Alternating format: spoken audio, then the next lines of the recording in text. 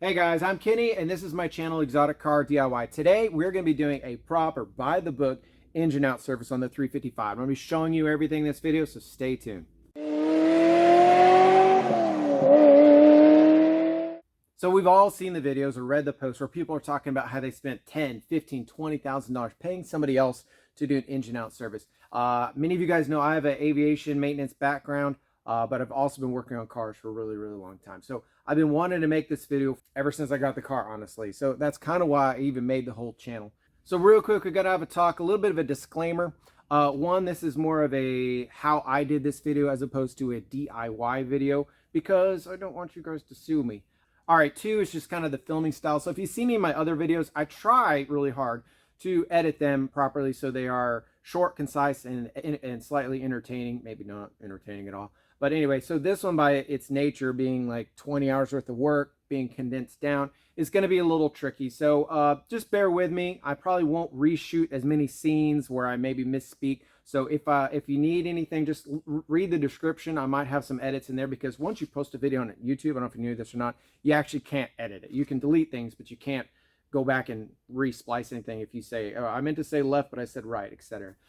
And then the third disclaimer is I'm slightly hesitant to make this video, not because of the work, but actually because of the internets and filming it. So there are two kinds of owners here, and I don't want to piss anybody off here, but there are a lot of people that are passionate about the car and they're enthusiasts. Love you guys.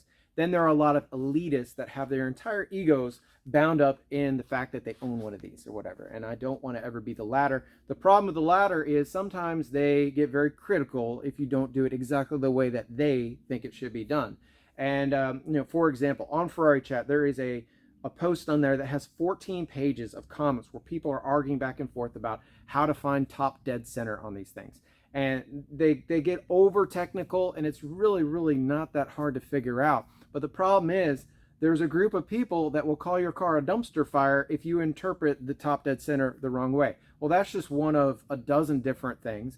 And so there might be people that get critical of this. So whatever, guys, I'm going to be doing it by the book. And here's the key here. It's not rocket science. It's actually pretty easy and enjoy it. Just go out there and turn some wrenches and you're going to love this. Anyway, so let's get started. So the first thing we got to do is we got to take off the front thing so we can evacuate the AC, and then we got to go take it for a drive, and I'll tell you why here in a second. So the purpose of taking it for one last drive is threefold. One, I have to go over to the AC shop to get the AC evacuated. Two, it warms up all the fluids to make it drain. But three, you really need to burn some carbon off. So if your car is in good health, give it a little hell right before you do a major. I'll tell you why here in a second.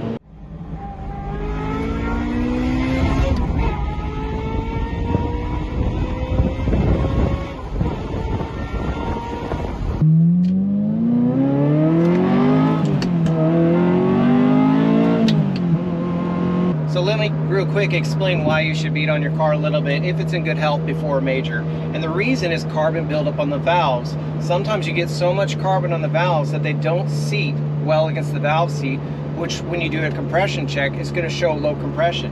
And you don't want to have to go and do a complete engine teardown just because of carbon buildup.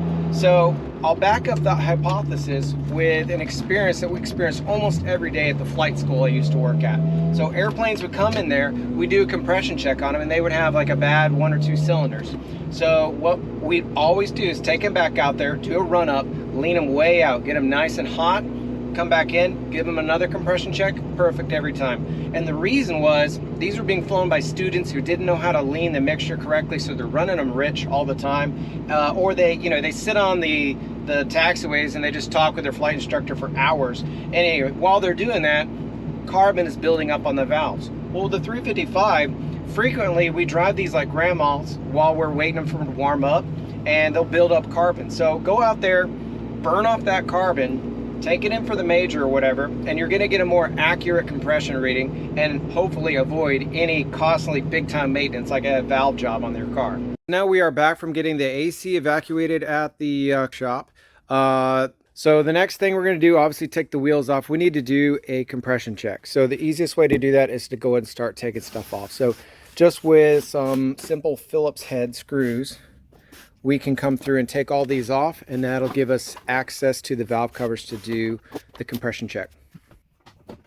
Now with the wheel fenders or liners removed, you can obviously see the valve cover there. So we need to get the spark plugs out to do the test. So those are 4mm bolts.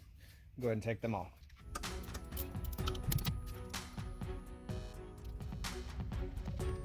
This is obviously the most uncomfortable part of the job, simply just because you're working on a very hot motor to try to get an accurate reading on the compression. So just be very careful as you're grabbing anything, and go ahead and peel these off. All right, the next step is to get the spark plug boots off. The only reason I'm covering this is because they're a little tricky. They're hard to get in and out, and it's also very hot in there. So you can either pull very hard and get lucky. You can buy the expensive tool, or you can make your own tool like I did. That kind of just fits in here and pulls up on them. So this tool, you can get in here and just pull up like that, and it comes out. Label these really good.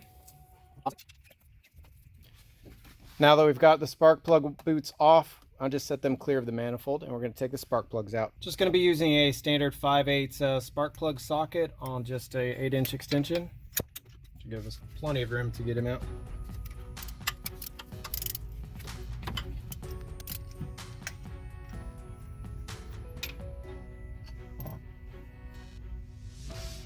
I also like to label these as they come out, just so I can take a look at them in case anything's wrong. I can know what cylinder's doing what. But as you can see on this one, kind of looks perfect. I think it's always a good idea just to kind of inspect your spark plugs as you take them out. They can tell you something about the health of your car. As you can see, none of these are white or black, which means it's not rich or lean. They all look perfect, and obviously none of the things are damaged at all. That's the stereotypical perfect plug.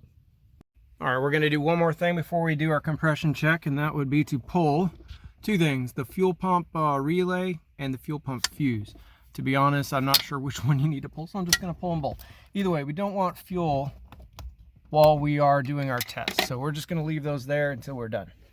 All right, so now we're going to check the compression, which we need a compression gauge. Pretty easy to thread in here. We'll start at the front. Well, it would be easy if you weren't reaching over a camera all the time. Just snug. Attach our gauge. And then we're going to have our helper in the car start it. That's good. All right, so this one's showing about 178. And we'll go to 3. Go ahead and crank. That's good. So cylinder 3 showing right at 178 or so.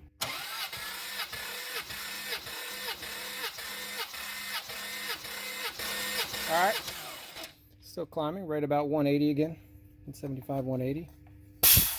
Straight on to 7.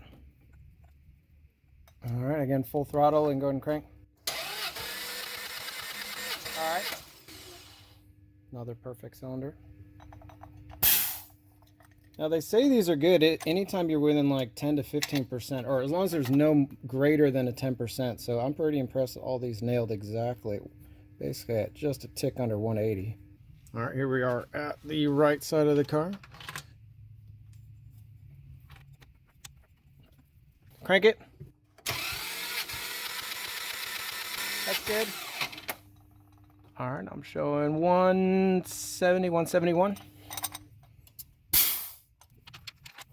All right, cylinder 4, go ahead. Gosh, these are 171 again. Usually there's a little bit of variance, but this thing is nailing them right. This is what I was talking about, why you burn off that carbon, because it really helps get a very consistent reading.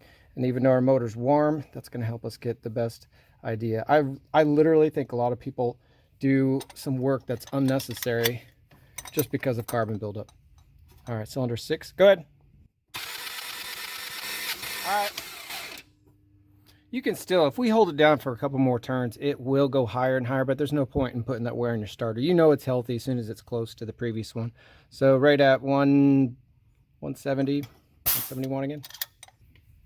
And if I wrote all these down, I think somebody would think I'm making up numbers since they're all like exactly the same.